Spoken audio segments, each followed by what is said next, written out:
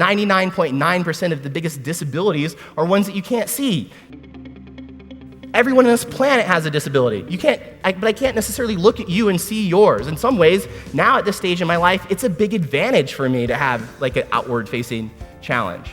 It's the hero's journey. And all of you are on it at some point. We're all on our own grand hero's journey, whether we even acknowledge it or not. It's a human story. And it really begins with the idea that like you start out in the ordinary world. Everybody's got their own ordinary world, and at some point you hear this call to adventure, call to something greater. But the common theme is every hero refuses that call at first.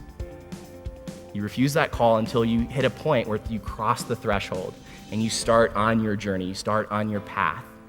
And that's when the tests, the trials, allies, the enemies show up. Because we give up so many things. We give up our sense of security, we give up our sense of self, our own identities, what we've identified with. We go into the unknown to go and discover things. And what happens there is that is the magic, that is the juice of where all this lies. The circumstances in our life do not define us.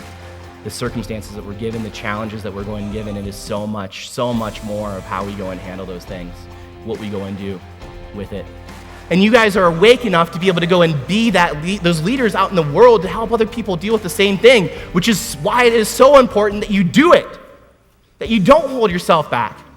There are people in this room right now, invariably, that are facing things way harder than anything that I could imagine. I hope that you don't believe that there's any difference between me or you and your ability to go and impact the world, that you have everything inside of you to go and do the same, to go and reach people on a profound level. That light inside of you needs to be shared. And I know and I get that there's sometimes that fear of sharing that truth and sharing what that is.